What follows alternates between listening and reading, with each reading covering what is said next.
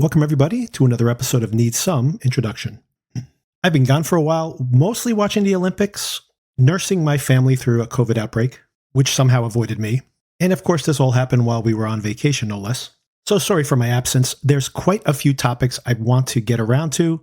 The Boys finale, the controversial House of the Dragon finale, a bunch of content new to Apple TV Plus some new Apple TV content just around the corner, a bunch of horror films, some very good ones that have come out recently that I'd like to round up at some point in the future, a box office roundup of the summer season, and Furiosa is coming to HBO Max this very weekend. So I'd like to review finally that film along with something that I've pre-recorded, which was a rewatch of all the Mad Max films. So how will I get these out? I'm not sure. There might be just a bunch of little episodes that I'll use to do some catch-up here. But today's episode will be about one of those horror films that have been flooding the summer season, and perhaps one of the biggest, the new Alien Romulus film, which I've just seen. In today's episode, I will be providing a spoiler-free recap of that film, followed by, I'm doing this after the fact, by the way, secondarily, a walkthrough of my revisitation of the entire Alien franchise, and a ranking of where the new Romulus film goes into that hierarchy. I'm actually doing that after the review because this film, Alien Romulus, you can actually go into it without having seen anything at all in the Alien universe.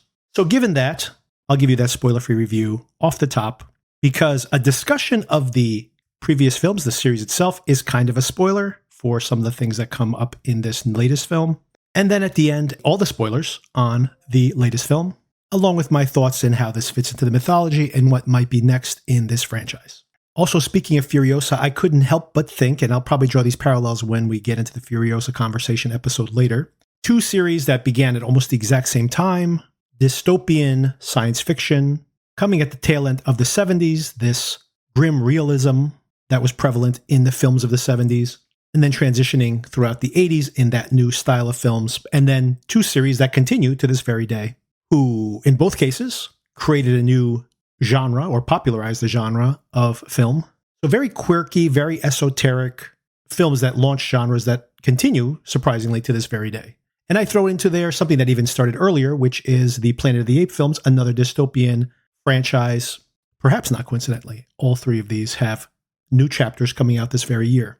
So I couldn't help but draw those parallels, but right now, to kick things off, the review, Alien Romulus.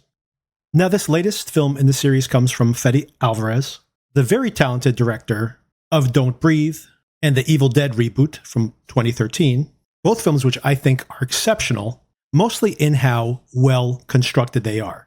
He also has written the screenplay along with his writing partner, Rodo Sayugas, who also worked with him on those previous films. Fede Alvarez did have one misstep commercially with his reboot of the Girl franchise, The Girl in the Spider's Web. I've never seen the film, mostly because of its bad reputation, but maybe just to be a completist, I will check it out. I'm pretty sure that at the worst, the film would be competently put together, because Alien Romulus is, if nothing else, really competently put together. There is a beautiful use of practical effects here.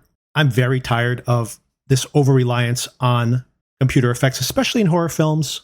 I just rewatched the Prometheus Alien Covenant films for this podcast episode, and the special effects are really good in that film, the CGI. And yet there's something still weightless and less threatening than these practical effects. Similarly, I rewatched Alien and Aliens, and especially Alien, the really tangible sense of the creature in all of its different forms, and especially the locations, the feeling that they are actually on these sets, these truly otherworldly and bizarre sets, is what makes that film iconic to this very day. And Alvarez, for the most part, really does an excellent job of channeling all of that. There are obviously computer effects done here, but almost everything done with the creatures, especially when they're interacting with the actors, seems to be done practically and beautifully done. And Alvarez does a really good job of aping the visual style of that first film, the Ridley Scott Alien film from 1979. And also, given the opening segments on this mining colony, really feels a lot like Blade Runner, something that has been hinted at in the past that maybe these are in the same shared universe. whether that be the case or not, it seems like Alvarez definitely wants us to feel like we are in this much more grounded version of this dystopian future. And he does it with some really subtle choices, even at the beginning in the opening sequence of the film here, when we're introduced to this small primary cast of characters. Rain, played by Kaylee Spaney, who we've just seen in Priscilla, playing Priscilla Presley, and of course in Civil War, the Alex Garland film. David Johnson from Industry, I don't know if he's coming back this season, was not in the premiere episode just this week. Yet another topic I'm going to have to be covering here on the podcast, but so memorable in the first 2 seasons of that series, playing Rain's adopted brother / robot. There's always an android in all these films.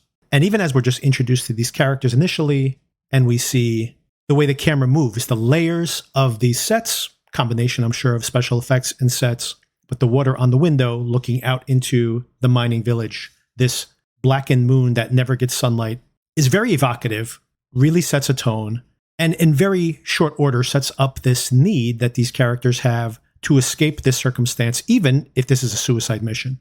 Now, as far as seeing this film without any other context, before I get into any of the plot breakdown, you can go in completely cold. You do not need to know anything. Maybe the basic premise, which I think everybody on the planet knows at this point, the concept of these creatures that incubate in humans and then eat them. And if you are a fan, even mildly, of this kind of movie, and definitely of the Alien films, I think you will at worst be entertained by this, because this is a thrill machine. It is evocative and suspenseful, just in setting the stage of things to come. And then about a third of the way through the film, maybe a little bit more, when the action begins, it just goes and goes and goes. For a film that's 2 hours long, there's well over an hour of nearly nonstop action. And things continuously compound, continuously escalate. And it is visually stunning. It's what you come to science fiction for me anyway, especially science fiction horror. It's not only thrilling and grotesque oftentimes, and in the spirit of previous Alien films, it takes some bizarre twists in the mythology it builds up around these creatures and the relationship to this corporation, which includes some of the really bizarre creature design, which I won't spoil here, but I mean that bizarreness in a complimentary way, because this series is a bizarre and perverse series of films. So it's in the spirit of the previous films. And in just about every way, I think Alvarez gives you what you want in an Alien film. Now, your mileage may vary on whether you just want to get the fan service you've been wanting. For me, it works really, really well, because I feel like this is table setting or resetting to the point where we can now take the franchise in a different direction, even though this is very, very indebted to the tone and the feel, and honestly, the lower stakes of that first film. And appropriately, it takes place within the first and second film. So if you are cold to the series and you want to watch something, definitely watch the first film. First of all, because it's an absolute classic. And second of all, because it feeds in directly to some of the Easter eggs, or most of the Easter eggs we see here. There are many Easter eggs here that tie into the much broader mythology, but if you want to get the vast majority of them, all you really need to do is watch the first film. And of course, what happens here at the end of this film sets up what actually happens in James Cameron's equally excellent, in a very different tone, Aliens 2. I should say Aliens, not Alien 2. On the negative side, I think that there might be some criticism that this lacks ambition, in the fact that every other Alien film, intentionally or not, took the franchise in a completely different direction. I find it funny now that there are probably some critics already complaining about that very thing, based on my quick perusal of the early reviews on Letterboxd. And yet, not these specific critics, but the general consensus was on some of the more bizarre previous iterations of this story. Those are mostly considered a failure by critics and definitely by audiences. And now, of course, this reversion to the norm is looked at slightly askance. I would say for me, I did not really like Prometheus and definitely didn't like Covenant, although there are obviously interesting things in the entire series. We'll get into that breakdown soon. So a reminder and a resetting of the mythology to its core DNA is refreshing in and of itself.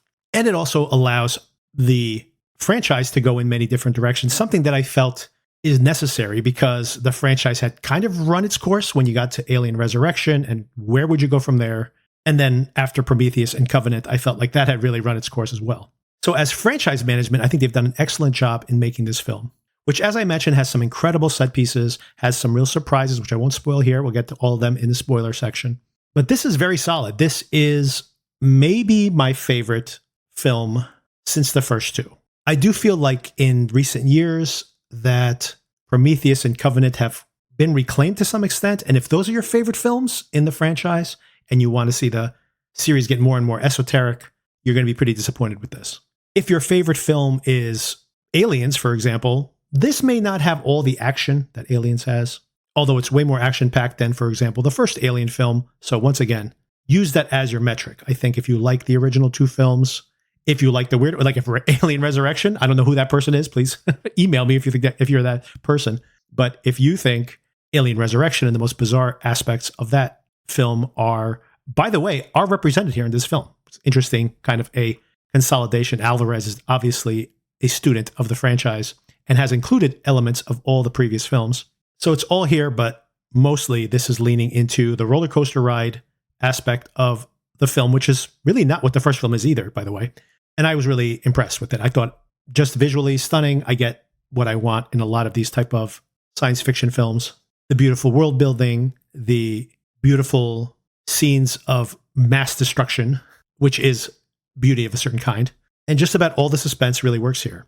And there's something thematically going on here, which occurs in all of the Alien films as well. This constant concept of survival, of people in space, just an inch away from destruction, from the vacuum of space, yet trapped inside these locales with this species, which is also just trying to survive. And these two forms of survival of a species, survival of the individual.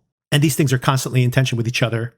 And honestly, I think it's very well explored here without hitting you over the head with the themes in the way that, for example, Alien Covenant and Prometheus really were so thematically bogged down in philosophical discourse, they forgot to make an entertaining film. My mini review of those films, which I'll get into in much more detail, coming right up.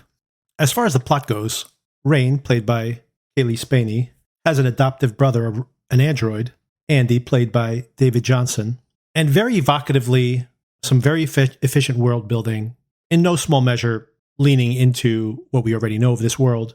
She lives on a mining colony. She thinks she's at a point where she's ready to opt out of her contract and dreams of going to this planet and seeing the sun. She lives on this mining colony where they don't see sun. Importantly, there are these rings around the planet, beautifully realized not only at the microscopic purview of being in this mining colony and the culture of it, once again reminiscent of the ground view, working class perspective of Blade Runner, as well as the Alien franchise, the original film, and the second one as well. Her parents have died working in the mines. She just discovers in these opening moments that her contract's been extended for another 10 years, apparently. And we have this very anti-corporate, which again is another theme of this entire franchise, idea of promising something that is never going to come, of basically turning these people into indentured servants. There's a bunch of young actors, another crew that she hangs out with, Tyler Kay, Bjorn Navarro. I'm not that familiar in any of these extended cast of characters. And what Tyler informs them of is that there is an abandoned research facility that is entering the orbit of the planet, or this moon, and is about to be obliterated by these rings within about a day and a half. But they're thinking if they can take one of the mining vehicles that Tyler pilots, it can get them into orbit, onto the ship, where they anticipate they'll be able to find escape pods and a vehicle with cryosleep capabilities, and they could use these to make it to this other planet they're trying to get to. This is all pretty convoluted, but in very short order, we understand that their options are pretty bleak, living this very limited lifespan on this, and probably dying on this mining colony. And of course, one of the main reasons they want to bring Rain along is the fact that she has Andy, this gift that she received from her father, who died from some lung infection due to his mining activities.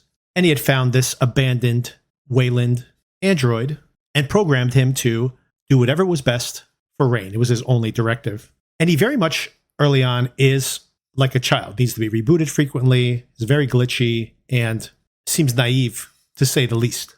And Johnson does a really charming job here of playing this younger brother figure who's probably developmentally challenged minimally, if you want to read it that way. But since he is a cyborg, he is able to, or since he is an android, a Wayland android, he probably has access to open most of the facilities on that secondary ship. Once they arrive on the ship, it is a ghost ship, as you would expect in all these Alien films. There's almost always some ghost ship at some point in the proceedings, definitely in the very first film. But are they really alone? And of course, unintentionally, in trying to reboot the ship, they awaken what's living on that ship. And that's when the roller coaster ride begins. So it's pretty brief in getting to that point where the plot really kicks into action. Takes about half an hour or so, but all intriguing and beautifully visualized up until that point. And then, of course, as I mentioned, pedal to the metal, action-wise, and really a thrilling experience throughout most of it, or if not all of it. And the real standout here, Kaylee Spaney, totally solid in the performance she's trying to give. Very frustrating, as is often the case with these Alien films, the decisions these characters try to make.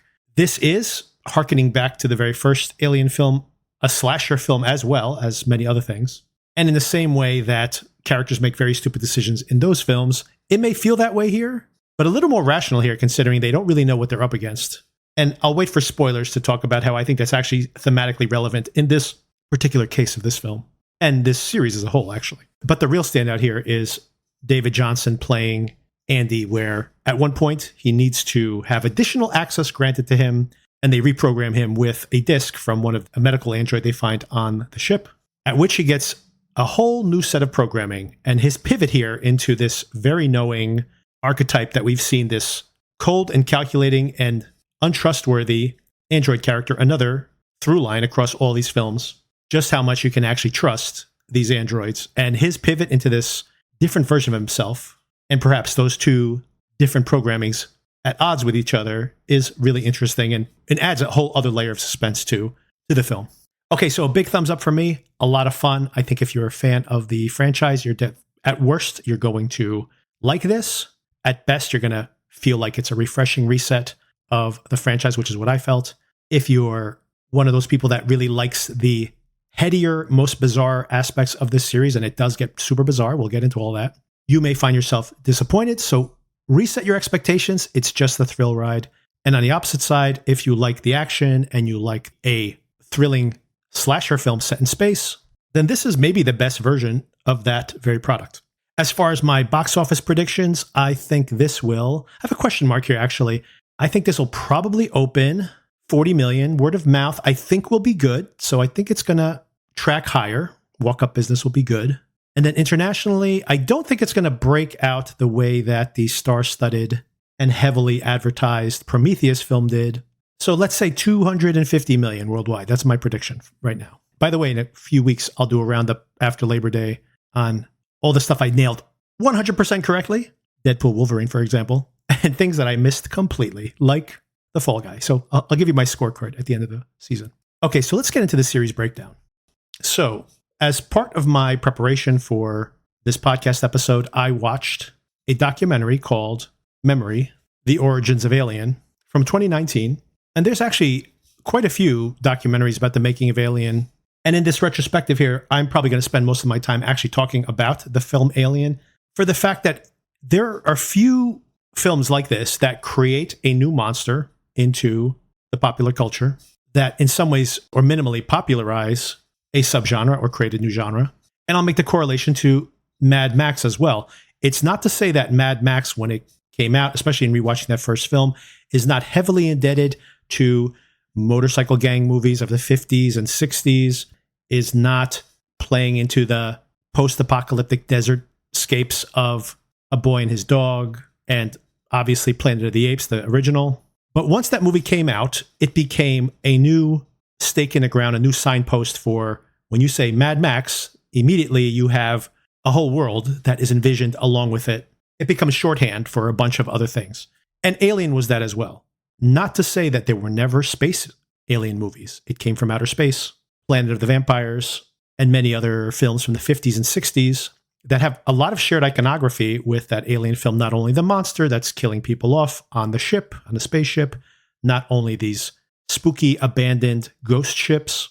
In the case of Planet of the Vampires, you have the remains of giant creatures strewn about the surface of the planet. All things that are definitely borrowed. But once Alien came out, from that moment on, every single time someone says there's a space horror film set on a spaceship, immediately everyone's thinking Alien. And of course, especially in the 80s and early 90s, there were many of these, usually cheap knockoffs. But this specific franchise, of course, continues to be popular and successful 50 years nearly into its history. So another huge inspiration for Dan O'Bannon, the writer of the Alien film. Oh, importantly, let me just point out the fact that Dan O'Bannon was in school with John Carpenter. They made a film called Dark Star, which is very funny, a comedic, but very dark science fiction horror comedy.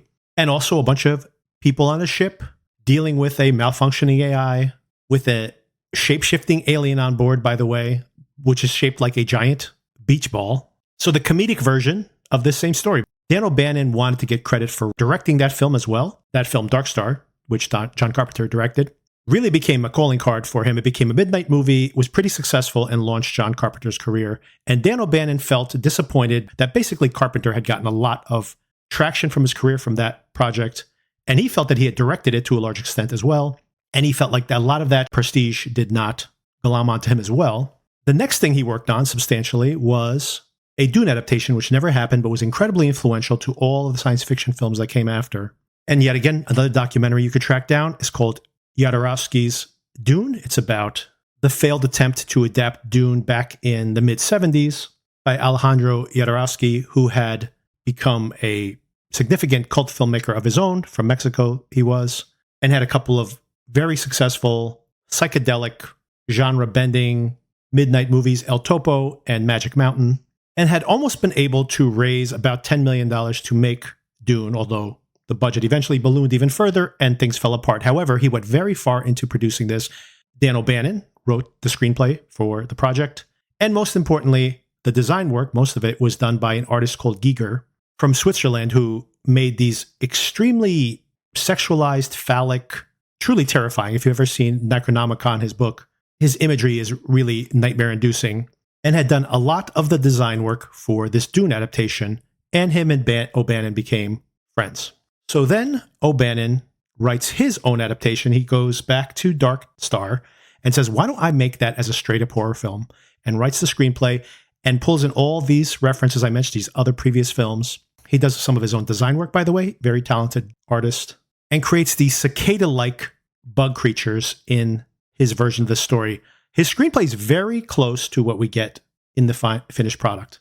And originally, he gets a green light from 20th Century Fox, who's just coming a year or so after the massive success of Star Wars, to make a very low-budget version, about $2 million version of the film. And then it's always interesting when I see how these productions come together and how something truly excellent is almost accidentally made. That cheap film suddenly gets a budget upgrade to about $10 million. First of all, because there's a real appetite for science fiction again after the massive Star Wars film. Fox, of course, willing to invest in another space project, although this is a horror film explicitly as written. But we are now coming after the slasher film boom. So all of a sudden it feels like maybe a slasher film, feels like science fiction, obviously a sci-fi film. So they're interested in testing the waters if they can get a director that they trust behind the camera. Then comes Ridley Scott, who initially is not interested in science fiction at all, but for some reason really likes the script, and in his head can immediately see the potential of the project. He'd had a minor success with his first film, The Duelist, and also was very famous as a commercial director. So they're able to get this $10 million budget together. And Ridley Scott is very interested in making the film very much in the tone of this hyper-realistic 70s style, which was at its peak in the mid-70s. So really not wanting the film to feel like the antiseptic sci-fi that we had seen previous to this period of time. He wanted to feel basically like they are inside of a oil rig and that they're people of that class, working class people. So that's the second component. And then, of course, the third component is when Scott starts to immediately start storyboarding everything out. And he goes to O'Bannon and starts talking about what the creature is going to look like. And O'Bannon goes, you got to see this guy's work, Giger. And he shows him the Necronomicon, and they find an actual creature in there, which is almost identical to the design for the alien that we get. Of course, at the time, everything is practical. This is before computer effects, or at the very, very beginning of any kind of computer effects. And that's the other really incredible thing about the film. Veronica Cartwright, one of the actors in the film, in the original Alien, mentioned how she showed up on set for the first time in the planet set where they find the giant engineer inside of the pilot seat, and also where they find the eggs. And that these massive sets had been built, and lit the way they appear in the film, and they were just utterly blown away. Like they were inside of a haunted house, basically. And I think that is why so many films you see from the early 80s, for example, when all of a sudden they get a really pristine 4K restoration and you see them again in digital, you see too much. You see how the special effects are done. You can see the blue screening. You can see sometimes the colors leaching through the layers of the special effects. And it's almost as if the more you see it, the more clearly you see it, the more high resolution, the weaker it looks on screen. Not the case for Alien, which I revisited a few years back.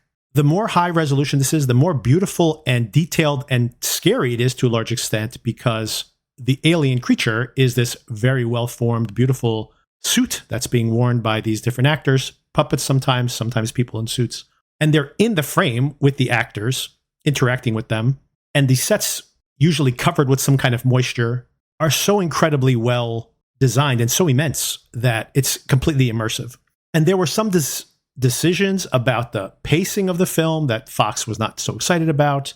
They started to worry about the budget, although they did not go over budget. They worried about these long sequences early in the film where they're talking about their union dues and going on strike, and this relationship between the workers and the corporation, which interestingly is seated at this moment and continues throughout the entire series.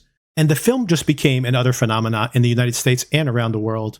It made $180 million approximately, the rare film at the time that made more money overseas than in the US. It's been re-released multiple times, it's been very successful in its re-releases. Fox has probably made many times over its investment just in the reissues, the DVDs, the Blu-rays, the special editions, the director's cuts.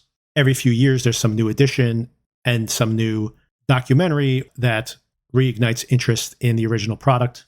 And just for reference point, that $180 million or so would adjust to around $700 million today on a budget that would probably adjust to $40 to $50 million.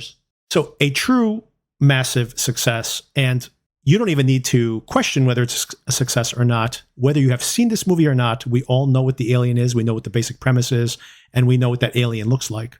And as an experience, it's so clever that it is such a mix of so many things. Dan O'Bannon, in an interview years ago, said that he didn't steal from anybody when he wrote that screenplay. He stole from everybody. And that's okay. That when you mix things together in a new way, you get something new. It's something that feels fresh. And it's pretty incredible what they fit together here. You have the haunted spaceship, which is something we've seen before. And it's a true haunted house movie. As a matter of fact, the pacing of this film for so long feels like the pacing basically of Robert Wise's The Haunting, like a very slow-paced, slow-burn ghost story.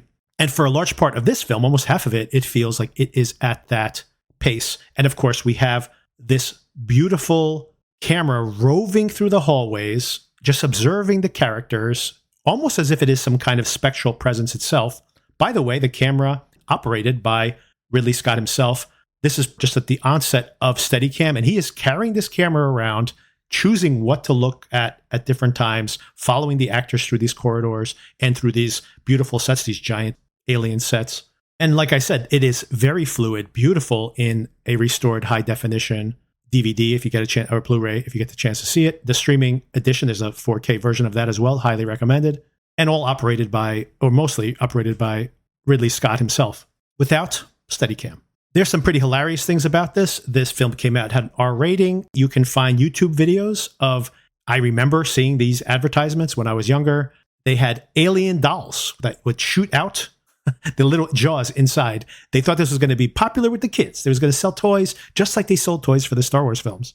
Not quite the audience they ended up attracting, but of course, creating a truly iconic new monster. And of course, not necessarily turning into a cash cow for toys for young kids, but there's definitely a collector's market for many of these beautiful alien designs. And as I started saying before, it's a combination of a haunted house story. Hey, did you like Jaws, where there's a threat that this giant super predator is going to eat you? How about this thing impregnates you and then it pops out of you and then eats you? It's a little bit of Jaws. It's a little bit of Rosemary's Baby. It's a little bit of Deliverance, by the way, because there's male rape intentionally. You see in these documentaries, the actual filmmakers talking about having male rape sequences in the film itself as a theme. something that had appeared in earlier 70s films, sees more transgressive blockbusters like Deliverance, just to name one. And there is this anti-corporate sentiment there as well, which was a hot button topic there, especially in England. Remember that Ridley Scott is British. And the breaking up of the unions was a big deal during Reagan's era, but even more so, a big cultural shift in England at the time under Margaret Thatcher. So it's no coincidence that these people spend a lot of time talking about how much bonus money they get and how they get screwed over by the corporation and how they no longer get protected by the unions. And somehow this weird amalgamation of things created something, a primal fear in these creatures, which of course are also insect-like, which people are always terrified of insects, and very sexual, right? We have the phallic and vaginal imagery within the creatures themselves. So it is just like a bunch of nightmare scenarios all packed together onto one spaceship. And of course, space itself is terrifying, right? When you watch a film like Gravity, just the thought that you're in space, that you're inside the ship, and that just inches away, just outside of that thin veneer of metal, is the vastness of space, which will swallow you whole, and the insignificance of humanity in that regard. And now, of course, your safe space, the spaceship itself, is the bigger risk. And of course, the film itself is just about survival. It's just the need to fight and survive at all costs, even if it's only for one more day. So in those ways, it feels like it is thematically related to war films as well. The Vietnam War, of course, just becoming thematically popular within American films. There had been relatively few Vietnam War films, but suddenly late in the 70s, we saw a slew of very popular ones. But of course, in this regard, the aliens are survivors as well. The survival of the species versus the survival of the individual. And of course, this, once again, foundationally in that very first film, is thematically what all of these films are about afterwards. So many of these things were almost accidentally, you can imagine they're just trying to make a thrill ride. They take it much more seriously than expected. They create a truly iconic monster.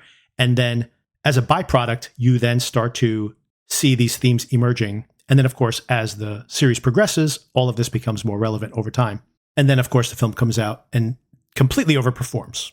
Despite the huge success of the first Alien film, it actually took 7 years to make the sequel. There's a popular story that some producers that had little faith in the success of the first Alien film basically tried to sabotage any kind of sequel for so many years just because they had this petty jealousy of having been wrong over the success of the film. But as is usually the case with these type of stories, it's actually a little more complicated than that. The reality was that they were curious to have another film, but they were afraid that the budget would be too high. Remember, at this time, sequels almost always made less money than the previous film. To talk about some huge hits from this period of time, The Cannonball Run, Smokey and the Bandit, both significantly less successful in their sequels. The Exorcist 2, huge disaster. Jaws 2, a blockbuster, but made significantly less. Superman 2 made half as much. Ghostbusters 2 made half as much. So now it's this idea that the success of the first film grows into the second film, but that was not the case at the time. You assumed you were going to lose almost half your business, and that's if the people liked the films. If people rejected the films, like Exorcist, for example, or even Jaws 2 to some extent, the films made significantly less money. The second point is that even though Alien eventually was hugely profitable, it didn't all happen all at once. And there was some kind of anticipation early on that maybe they would sell toys and things like that this would be a new Star Wars-like franchise. And that certainly did not end up being the case with an R-rated film. So it was only a few years later when Fox looked at their IP and thought, well, you know what? We should make another Alien film. And then just at that time, in the early 80s, when they started having these thoughts, Ridley Scott had made Blade Runner, utterly iconic now, but a flop at the time when it came out, lost a lot of money.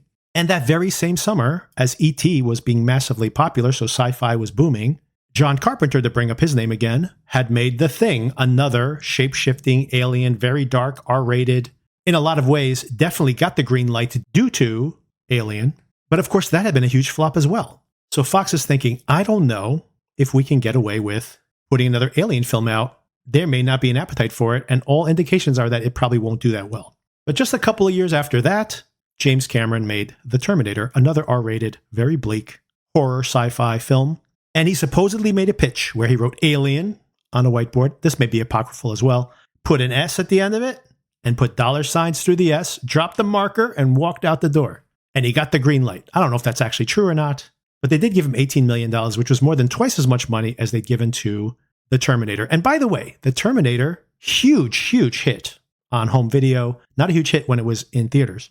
So all the ideas that, well, this is a no-brainer, you make another Alien movie, not necessarily the case at the time. But thanks to Cameron's clout, and of course, one more X factor here, Sigourney Weaver had just had a huge hit in '84, the Ghostbusters film itself. All of a sudden, Sigourney Weaver's profile is much higher. Cameron, his next project, people are hot for it. And Cameron pitching it as an action movie, straight up action movie. Ripley and Soldiers was his pitch. And he had just written the script for the hugely successful Rambo First Blood Part 2, which was completely bastardized, but nonetheless definitely helped him get his pitch off the ground. And all of a sudden, people were more interested. Oh, we have the action movie hook of Rambo. Obviously, this is the peak of Schwarzenegger and Sylvester Stallone. Of course, Schwarzenegger's about to have a huge sci-fi horror hit himself with Predator. And long story short, the film comes out in '86. Production goes pretty smoothly, a pretty big production. And the film is a major hit, making over $150 million on an $18 million budget. Adjusted for inflation, this is still a big step down from the first Alien film, but hugely profitable. And this was a really successful film and very well respected, and got Sigourney Weaver an Academy Award nomination. In rewatching this one, it's very interesting to see it in today's context. You see Cameron's visual style versus Scott's, that blue filter on everything. And of course, his absolutely clear-eyed and beautiful action choreography, something that is, to this day, I mean, if you've seen my review for Avatar: The Way of Water, I absolutely love that film because it has a 1-hour action climax. It just builds and has character in there, and it's just really perfect action directing. And so is Aliens. Aliens is just an absolutely perfect action movie. The last hour also just like one action crescendo after another. The themes of the film and the character beats and the action plotting all coalesce it just perfectly. And once again, I have to say, I just love something that we're probably going to miss in our over-reliance on CGI. Watching the film again just this week, love the beautiful practical effects, the real explosions, the miniatures. It's a combination of these large sets with miniatures actually exploding on rear projectors and the actors actually throwing themselves over rocks and things in the foreground. Really just expert, low to medium budget film production. And it just holds up. It still looks terrific in this day and age. And I honestly just think that unless you are making an Avatar, a lot of the visuals we see now are not going to hold up in even 10 years, much less 20, 30 years, 40 years. Other than just jaw-dropping special effects, we have thematically, again, this toxic corporate mentality. And we'll see even more and more as the films progress, this alignment, the corporation's admiration for these insects. And when you think about a corporation, the corporation's goal is to protect the corporation, and the individuals don't matter. And that is how these insects think as well and how they coordinate. So very much this film series is aligning corporate think with these insect-like predators. And you may think that that is some kind of socialist claptrap or something, but it's actually more deep than that, because it's not saying all the time, especially when you get into some of the later films, the corporation think is necessarily wrong. Because in the long run, these individuals oftentimes make terrible decisions. And I think the filmmakers are trying to show us that maybe the insects are right. Thus, maybe the corporate think is actually better than the overly sentimental thought that our supposed quote-unquote heroes have in these films. Because this is a very, very cynical series beyond the second film. The second film is maybe the most optimistic film of this entire franchise. And that's another thing that makes it an outlier. By the way, since we're in kind of semi-spoiler territory, no spoilers yet fully for Romulus, but if you didn't suss that out from the material, the advertising, and some of the things I've said until this point, Romulus takes place directly in between Alien and Aliens. So I would recommend, if you've seen nothing, or if you don't remember these films very well, rewatch Alien, then watch Romulus. It will accentuate what you will see in Romulus. And then watch Aliens if you haven't already, because Aliens, before you watch Romulus, might actually spoil a couple of things. Just when you think about the fact that there are some of these places that are actually shared between those two films. So you kind of know how it turns out, let's say. And then that's really all you need to see. If you see Alien and Aliens, you see two extraordinary films. Aliens takes Alien, the original, and explores the same material in a completely different context. Now you have a military hive mind versus this insect hive mind. And you've added another theme here, this theme of motherhood, especially in the director's cut of Aliens, if you've ever seen that. There is this real tragic moment that is cut out of the theatrical version where Ripley arrives at home decades later and communicates with her daughter, who's now an old woman, because it's been decades since she's disappeared. And it's really tragic. And of course, that's something that was maybe hitting the mother theme, maybe one beat too many, or maybe it made the film too long. But there is a real theme of motherhood here in this film. Ripley suddenly becoming a surrogate mother to Newt. And of course, paralleling that with this alien mother, a new creature here in the mythology. And of course, in this chronology, let's say, we drop Romulus there in the middle. And if those are the three films we work on from this point on, maybe prequels and sequels, there's a TV series which I think takes place at around the same time as this film, the current Romulus film. And that's been pushed out to 2025. I had originally announced in the podcast that was coming in 2024. I was very much looking forward to it. Looks like they've pushed it out a few more months, so we'll probably get it early next year. So I think that is probably all you need to interact with the franchise popularly in the moment. And beyond that point, this franchise gets really, really weird, really, really fast. Then comes Alien 3. This is David Fincher's very first movie. Very important for Fincher's career. Fincher felt like he made this film for all the wrong reasons. It was an opportunity. They gave him a release date. They gave him a big budget. But all these things ended up being constraints on his career. And as a matter of fact, if he hadn't had 7 already lined up as his follow-up, this could have very well destroyed his career. But of course, 7 comes along and is a massive, massive blockbuster. And the rest is history there. A few things that end up being almost the pattern here early on is that you take an up-and-coming visionary director, first with Ridley Scott, then with James Cameron, and then with David Fincher, and that they reinvent the film. They basically throw out the playbook and start with a whole new genre practically. The first film, an amalgamation of haunted house, slasher film, body horror, space survival film, questions about our creation of artificial intelligence. So it's 2001. It's got a little bit of Jaws. It's got a little bit of Cronenberg in there. A weird stew that creates its own genre. The second film goes and turns up the action all the way, mixes it explicitly with a war film. If the first film asked questions about our involvement in Vietnam and this guerrilla warfare and how we can't win when we can't see our enemy, Aliens is a straight up action movie. And if that's what you wanted, boy, Alien 3 was such a huge disappointment. I remember seeing this one in the theaters. I also saw Aliens in theaters. Did not see Alien. I was way too young to see Alien in theaters. But I did see Aliens in the theater as a teenager and Alien 3. I would say this is closest to a Dracula movie. And when I say that, I don't mean a vampire movie. I mean a Dracula movie. Dracula, the book, came from this reaction to plague stories, right? That people are getting sick and dying around you. You don't know what's killing them.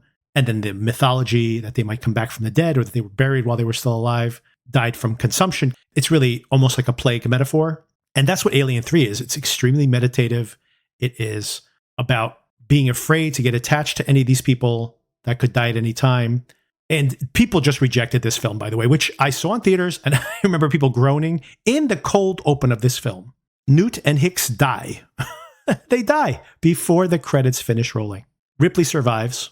And she is on this prison colony for violent sexual predators. Now, as I mentioned before, the Aliens film is the only one that has a pro-humanity optimism to it. Well, that is completely absent from this film. This film is incredibly bleak, and it is basically about a bunch of people knowing that they're going to die. Basically, these prisoners are just waiting to die anyway. And just the acceptance of that. And for me, the film worked. Even at the time, I remember when people were so angry at this film that it worked for me because I was one of those people, like everybody else in the theater, who could not believe that they had killed Newt in the cold open of the film. And in the same way that Ripley needs to come to terms with that, so do we. And then by the end of the film, there is this acceptance of that. Critics have actually mentioned that this is maybe a metaphor for the different stages of grief and coming to terms with this loss and this death. But anyone who expected the action from earlier films was not getting that. It obviously does have that structural slasher movie structure where people are killed one at a time. But there's that absence of the struggle, the humanity to survive given their grim consequences. So once again, it's more about accepting that death rather than fighting against it, which is very different than the other films in the franchise, and some incredible visuals. So only if you are a Alien completist, if you are a casual viewer who likes not jump scares, but the Alien thrills, that survival horror thrills that the Alien franchise gives, this film does not give you those things.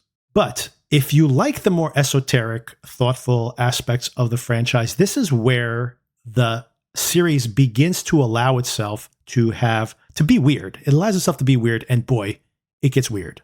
This was a summer kickoff, May of 1992, I believe was the year it came out.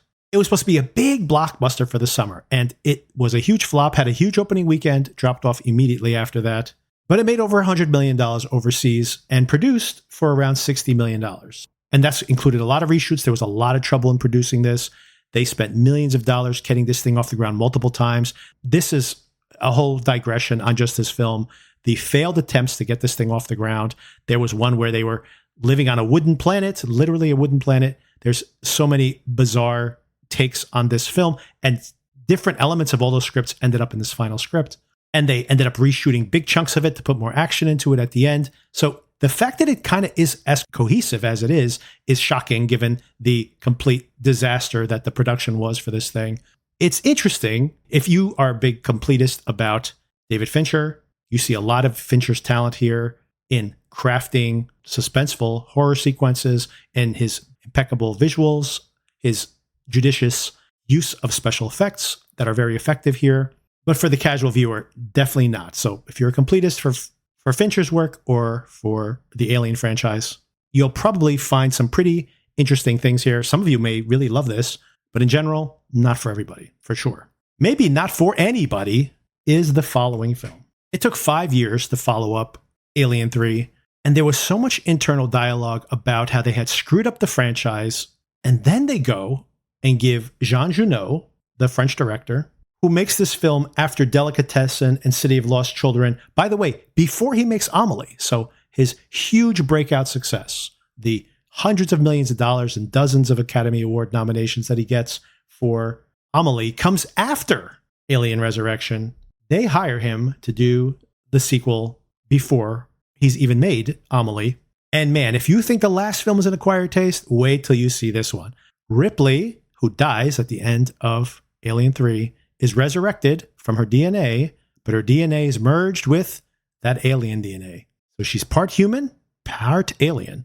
She's on a new ship with the android this time, played by Winona Ryder, giving a strange performance here for an android. And if you know Jean Junot's style, there is a lot of this quirky, clownish comedy in an alien film. Really bizarre. Now, as I mentioned, this is only for the loyalists, only for the completists. This is the worst of this whole entire franchise of films, undoubtedly. And even then, you'll find things that are interesting here. There is some incredible visuals here. Not only the special effects work, which is very convincing, some pretty decent action sequences, which Jean Junot is not really known for, but he's able to pull off this straight action, as well as this more kind of mousetrap type logic that he has in all his other films.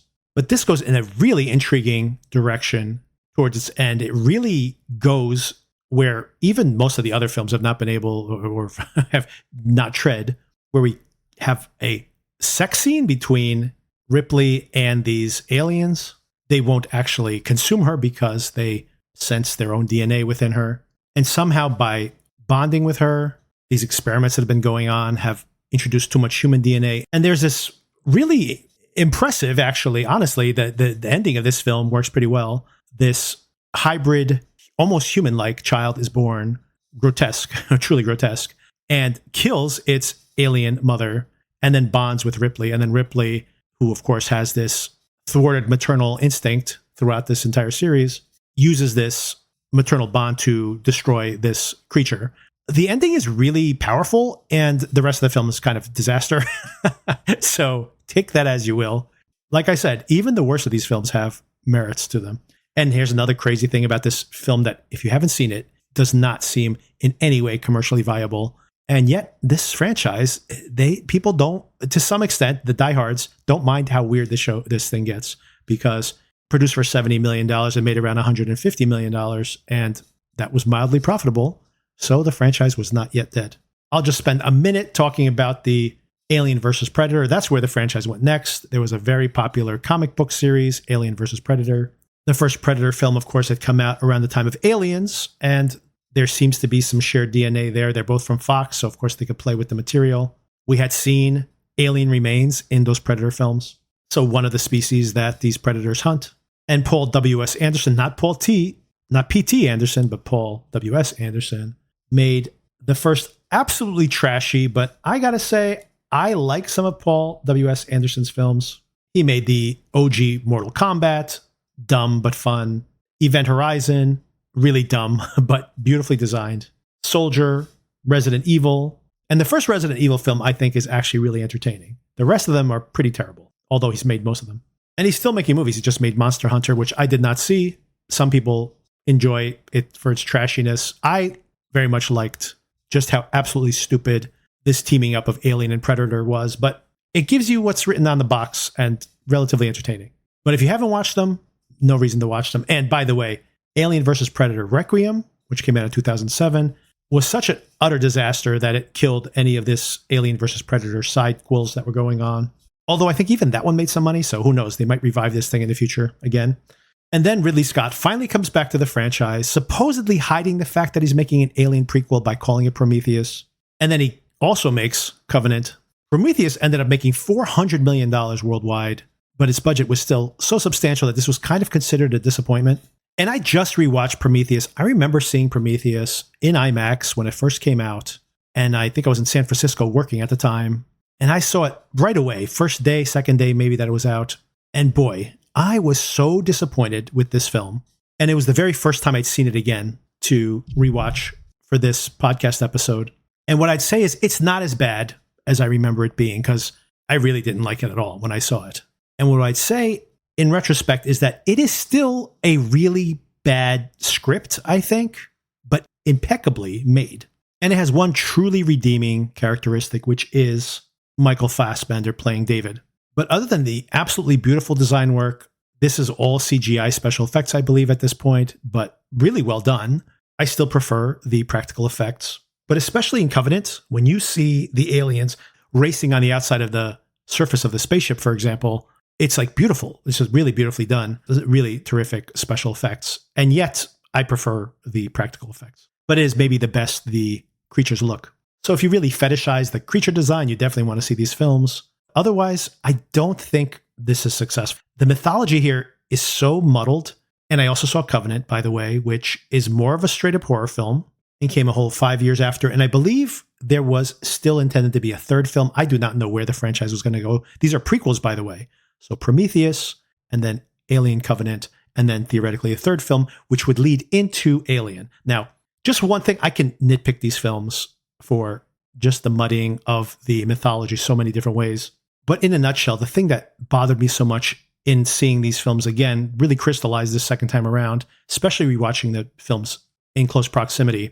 It's suddenly going back and seeing this juggernaut ship in Prometheus and understanding the mythology of the engineers and everything else, and making that so central to the mythology of this whole entire series, going all the way back to the first Alien film, which was made as just a spooky haunted house film, and seeing that giant engineer, this giant remains of this giant creature that had been thwarted by this hive mind insect.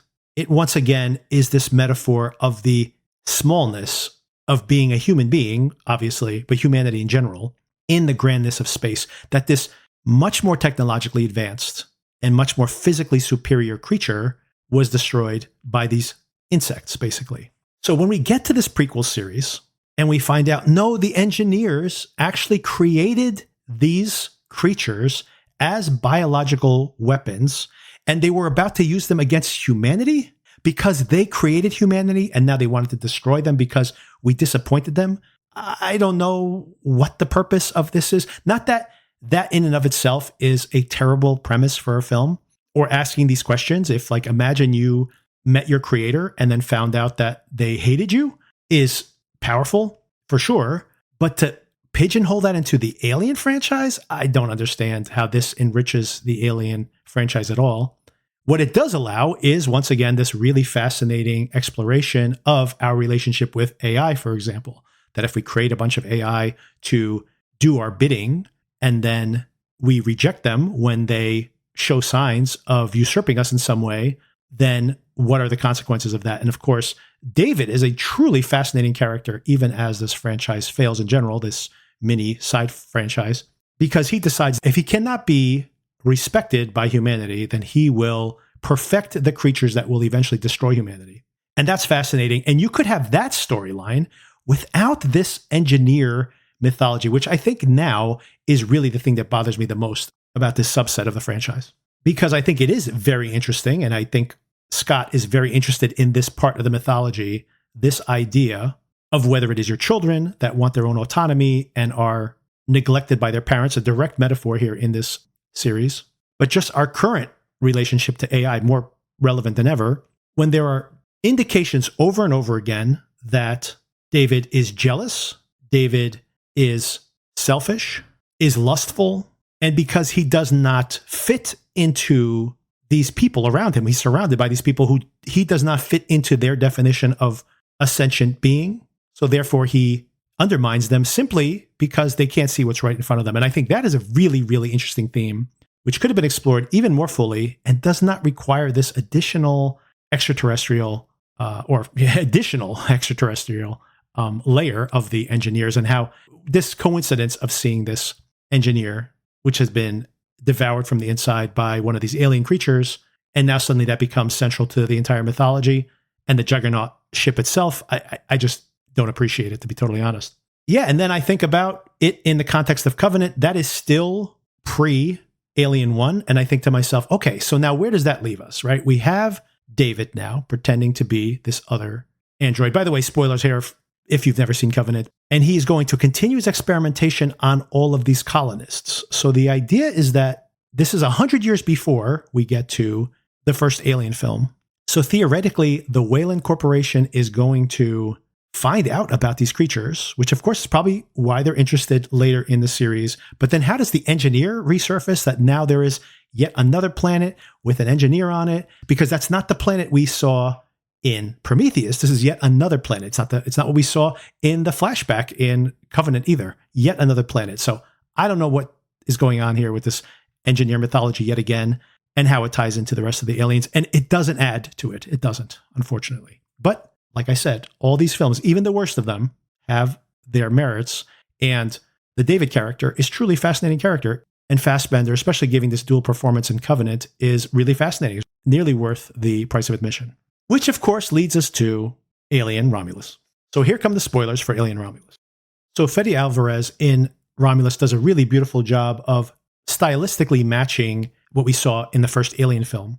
In the first moments of the film, we see that there is a ship that has captured the alien, that has somehow cocooned itself in space, the alien that is jettisoned at the very end of the first Alien film. That's when we meet Rain, who's waking up from a dream, another dream she's had of a sunrise, a sun she has not seen in years.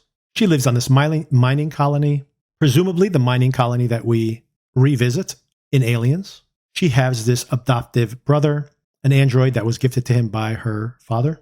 And she discovers early on that she's basically going to be an indentured servitude to this mining corporation, to the Weyland Corporation, forever, which encourages her when she goes and meets with her group of friends to go on this near suicide mission, trying to get into this orbiting, doomed research vehicle destined to smash into the rings of this planet.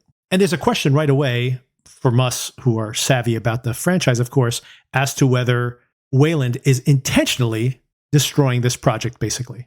We soon discover, and we assume, going into this, that the ship is a ghost ship, as far as humans go anyway. And if this thing is orbiting a Weyland facility, you would assume they know it's there. So why aren't they doing something about it? Probably because they're trying to destroy it. So once again, if we believe this, then Weyland pivots later on in trying to save these creatures, because they seem to be fully aware at this moment that this is a very dangerous technology. All these interiors are really beautifully designed. All of I don't know if they're using the volume for what the actors are seeing out their windows, or if this is just post-production on special effects, but beautiful design work in creating these images. There's a device introduced early on that the ship is resetting its gravitational pull on a schedule. So they have no gravity, and then they have gravity again. So they're bouncing up and down constantly until they reactivate the gravity permanently. You know that's going to pay off later in the plot, of course.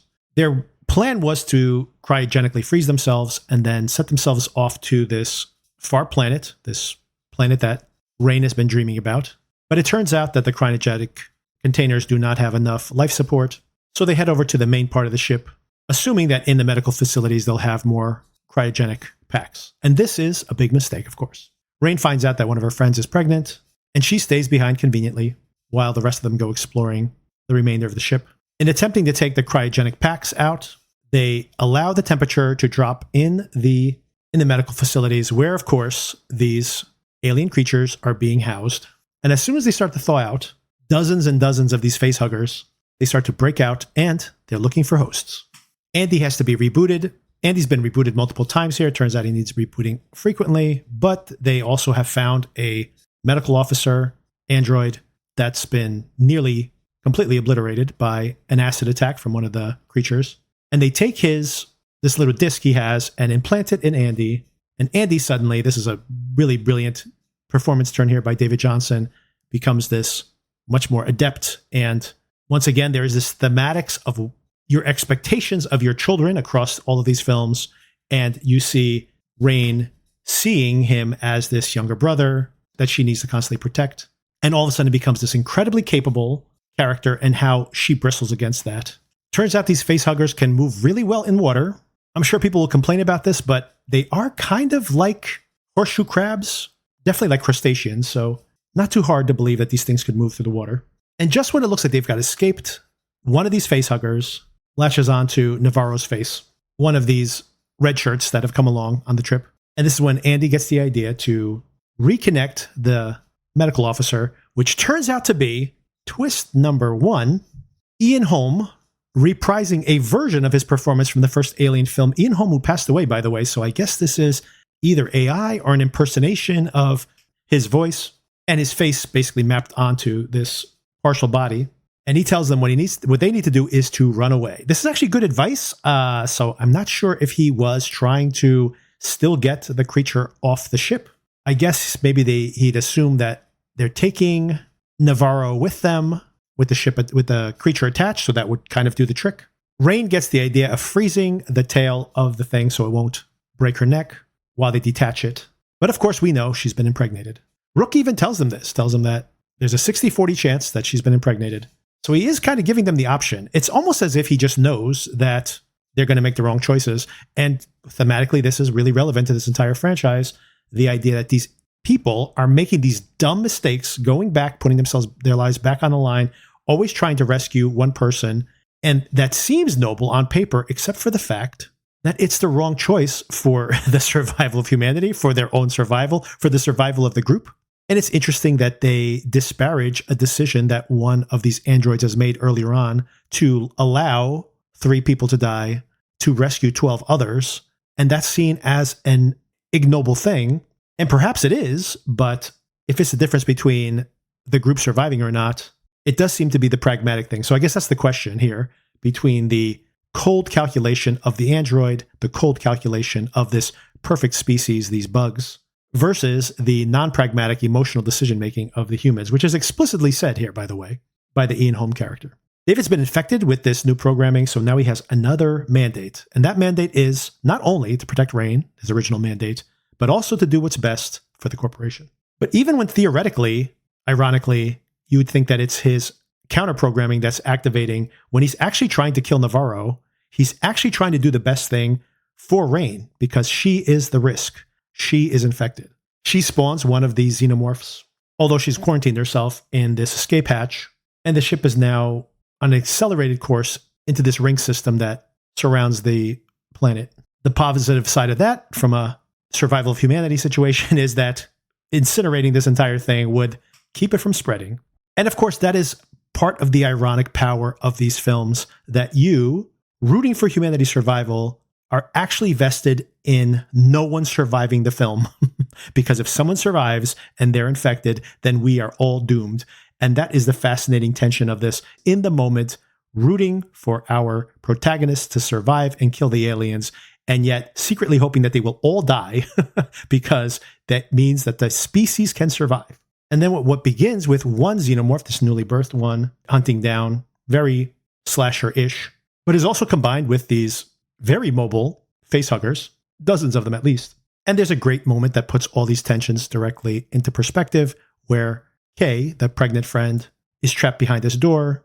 They're asking David to unlock it, but he can see the alien is right there. And he's like, if we open the door, we're all going to die. And he makes the pragmatic choice. And then, of course, is vilified, although he's 100% correct, by the way. And now this is probably the last act of the film where things might get divisive for some audience members. They're trying to tie together this whole entire mythology, and we see one of the canisters from Prometheus. So they've gotten their hands on this original compound. It looks like they've been running research on different creatures. We find out from the Ian Holm character, from Rook, that the plan was to make superhumans because humans are too fragile in space. But these creatures are not. They can survive anything. So if they could blend them together, and we see some video recording of this mouse that's been injected with this new DNA combo. Of course, moments later, we find out things did not turn out well from the mouse, as it turned into this completely deformed combination creature. And as they're trying to escape this ship, Andy, by the way, has taken this material with him because he knows that the only way to get onto the escape pod is to bring this with them, since the protocols will scan for it and allow it to escape, because that was the original mission, apparently. But as they work their way deeper and deeper into the guts of the ship, we see one of these nests that have been built by the creatures. Apparently, there's not just one or two of them. There are dozens or hundreds of them. And they're about to make their escape, but no, they hear Kay. And of course, Tyler, the original captain of this whole entire mission, has discovered also along the way that he's the father of the child that Kay's pregnant with, and he can't leave her behind. Kay makes her escape with Rain. Andy has been trapped back in the ship, sacrificed himself. It's pretty messed up after all this, willing to sacrifice everybody's life to go back and save one person. They leave Andy behind, but Rain in the end actually can't. Once again, another mistake, by the way. She gives Kay the goop, tells her to make it to the escape pod. Kay injects herself with that mouse-altering chemical, just a wing and a prayer here that it might work. Another terrible decision. And Rain goes back to save Andy, takes out his other programming where he reverts back to his simple version of himself. But of course, at this point, they are completely surrounded by these aliens. And then we have a protracted couple of action sequences that are really excellent here at the end. One involves this basically rules of the game that have been established that the aliens can't actually be shot because their blood will actually eat through the hull, which of course will breach the entire ship and kill everybody anyway. But of course, they can deactivate the gravity, and she decides to shoot all the creatures. And then, of course, you end up with all this floating acid that they have to maneuver in between. Very cleverly done. And then this another excellent and protracted action sequence inside of an elevator shaft. First, the elevator won't operate because gravity's been turned off, but then actually that allows them to move freely through the elevator shaft. But Andy and Rain get separated. And then when the gravity is reactivated, that same elevator is used to smash up dozens of these approaching aliens. And this is about the time when the ship starts to deteriorate. Another really beautiful visual is the ship being taken apart as it grinds into the rings around this planet. And phew, they made it. They're about to make their escape. But wait a second. Kay is giving birth. We knew that was going to happen. And boy, she gives birth to this alien pod, which then hatches open, and this bizarre humanoid combination creature comes out of it. And now here's where we've made shout outs to other films in the series. We're shouting out Alien Resurrection here. This creature is looking for mommy, and he needs to nurse. And then the last segment of the film is Rain trying to escape from this creature. And a very cool escape at the end, too, as she detaches part of this mining rig. And she's basically suspended on this cable. And her and Andy escape on the pod and set their destination to this far-off planet. And they will live happily ever after, I'm sure.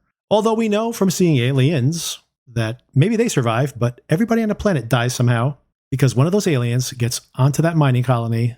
And that's what sets in motion the plot for Aliens from 1986. Now, where does the franchise go from here? I do worry a little bit that after seeing this, a very satisfying action thriller, and really appreciating the fact that they have taken things way back, scaling them back away from these more philosophical elements of the series and gone action, adventure, and corporate conspiracy, all things that were there in the very first film. So I do appreciate that, but where do you go for an entire series? You got to have more meat on the bones than that. You can't just have aliens chasing people around ships in every single episode. That's not going to work, I don't think, although there will definitely be some of that, I'm sure. So yeah, it makes me this is a very fungible concept for a movie series, so they can go in many different directions. I do worry that a 7 or 10 hour story will not be successful here, though. However, I'm very curious to see what they do.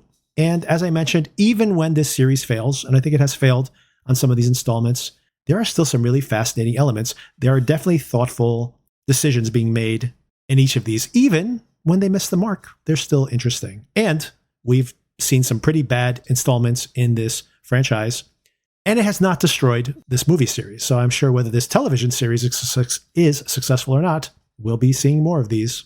All right, I hope you enjoyed that. The next topic I will probably be covering is industry. I'll be reviewing the first 2 episodes of this most recent season. And at the top of that episode, I'll make the pitch for why you should be watching this show if you haven't caught up with it yet. It's available on HBO Max. And then, as I mentioned, probably some short episodes over the course of the week covering some of these topics. A slew of new things on Apple TV. Which ones are worth watching, which ones are not. The House of the Dragon finale. Controversial finale. I have many things to say. And The Boys as well. Most people are pretty enthusiastic about that series. I actually am not. And maybe I'm a contrarian on that, but have some things to say about that as well. So look forward to all of that, hopefully over the course of the next week or so. Until the next episode, I hope you find something new to watch, and I'll talk to you soon.